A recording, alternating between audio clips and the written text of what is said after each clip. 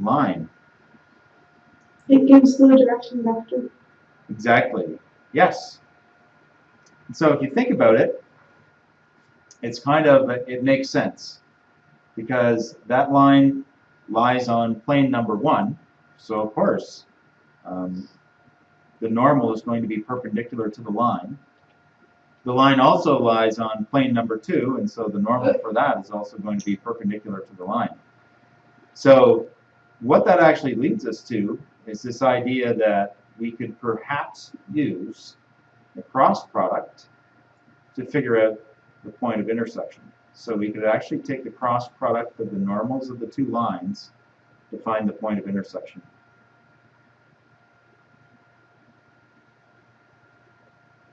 Okay. So RJ, what did you get for the cross product of the two direction vectors in question in the second information question? 17, 2, and negative 7. Oh, 17, 2, and negative 7? Yeah. Okay. All right. I think one of the x's is meant to be a negative. Oh, you might be right. Well, it's 8 plus 9. So if that negative 3 is actually meant to be a positive. 1, 2. Or I think the y is meant to be a positive 3, not a negative 3. Maybe. And then it'll be 8 minus 9, which would be negative 1. Okay.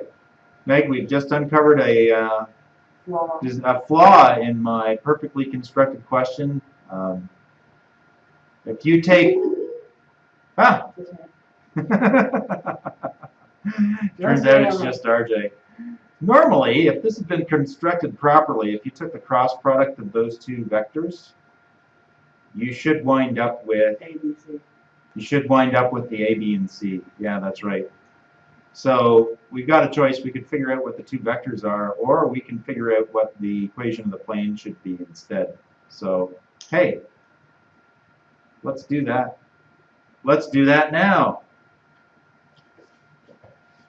So I have, RJ, you're going to read out the two direction vectors to me. I know I've got 1, 2, 3, 1, 2, 3. And what's the second direction vector? 2, negative 3, 4. 2, negative 3, 4. So I'm going to set this up for doing cross product here. So 8 minus negative 9. There's the problem. That's what I'm saying. That's probably a positive. Yeah, that's 8 minus negative 9. So that's going to be 17. And then that's 6 minus 4, 2. which is a reasonable 2. And then Negative 3, 4 negative 7. Okay, so the equation of that plane that is parallel is wrong. is wrong. That's funny. I even thought I plotted it in GeoGebra and it worked out. Maybe I accidentally hit negative 7. Maybe, you know what? Maybe maybe when I did it on paper, I got the negative correct. All right.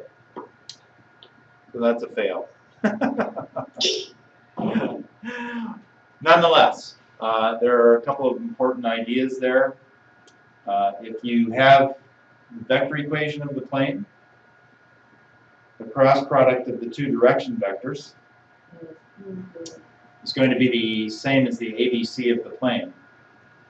Now, if the planes are parallel to each other, you're not going to know, like those, if you get the cross product and it's the same as the ABC of the second plane, you can't tell if they're parallel or coincident. They might be the same plane. Which is still parallel, just. Which is still parallel. How could you tell if D? I guess you could tell, yeah, by calculating D. If you find out that you've got a point, a single point that lies on both planes, It's the same. then it's the same plane. On the other hand, if the point doesn't lie on both planes, then you know you've got parallel planes. Okay? So those two, if they're parallel planes, they aren't going to solve to anything for you. You won't get a solution. Okay, here's what I'd like to do. I'd like to try taking the cross product of the normal vectors of two planes to find the direction vector of the line of intersection. Okay, so I'm going to look at one of the exercises that we have. So I'm going to screen share again. Time to screen share. Okay, and this means that I am not in the picture anymore. You're on the picture. Out of the picture. Okay. So this is question 3 from the exercises, and it just says, find the intersection of the two planes given. So this is 3A, and it's 2x minus 2y plus 5z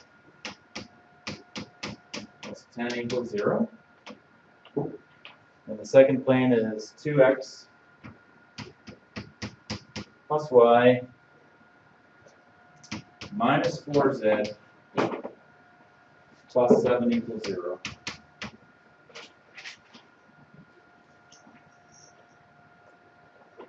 Okay.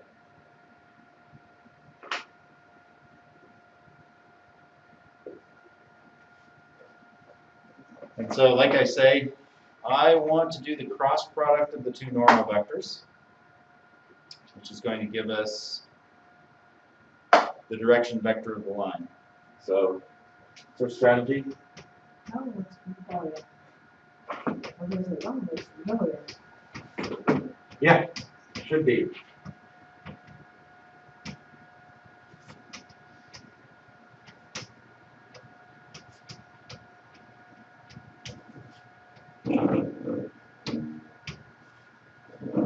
So the normal vector to the first plane is 2, negative 2, 5.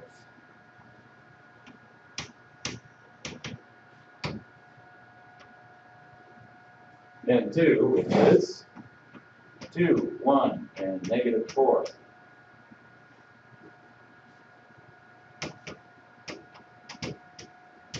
And that's going to tell us the direction vector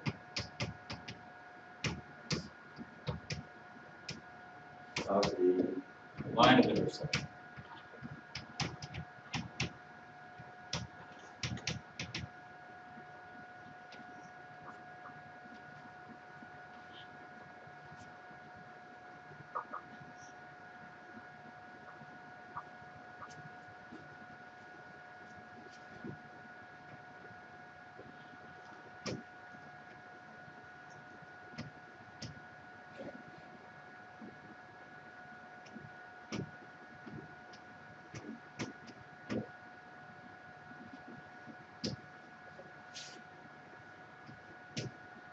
Okay, I'm going to calculate the cross product.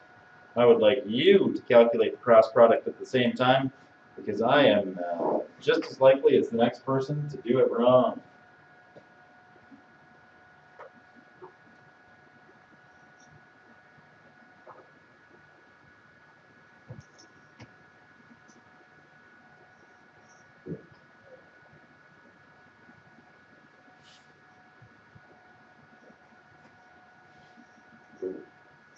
You're wrong already.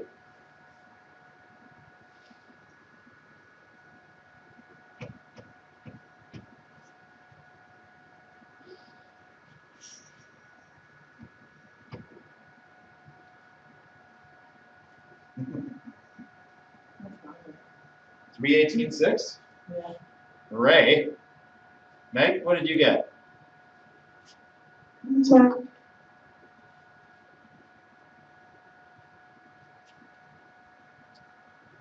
Have you made a cross product calculator or spreadsheet yet? According to that, I should. Yeah, I got the same. All right. That would be. Actually, that's not that bad of a thing. Yeah, it wouldn't be that much. It would be bad because it would, if you didn't put in, like, for example, a Y, or,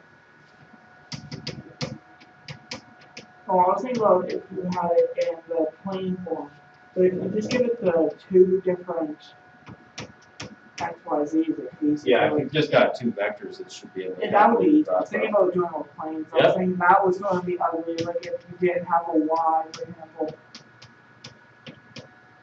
So the direction vector of the intersection is going to be 318.6. But to get the complete equation of the line, we need a point on that line. We know which way the line is going. We just need to pin it down in 3 space.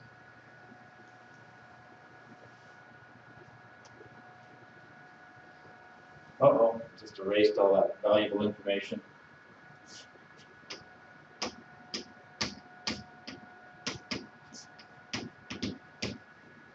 Well, if you're watching this from home, you can always just back up the video. And if you're Megan, you can just yell Rogers.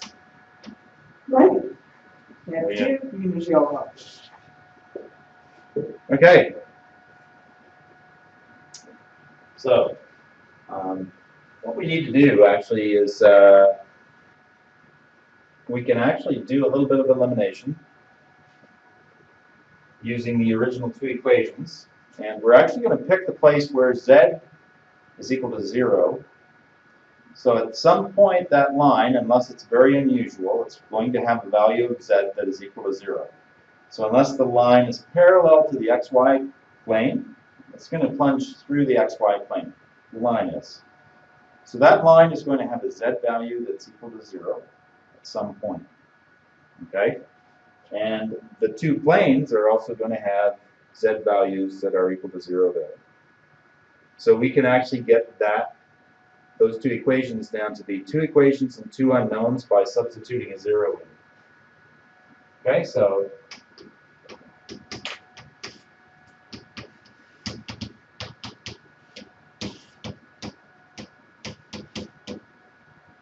we go to the point where z equals 0. So we get 2x minus 2y plus 5 times 0 plus 10 equals 0. And then we have 2x plus y plus 10 times 0 plus 7 equal to 0.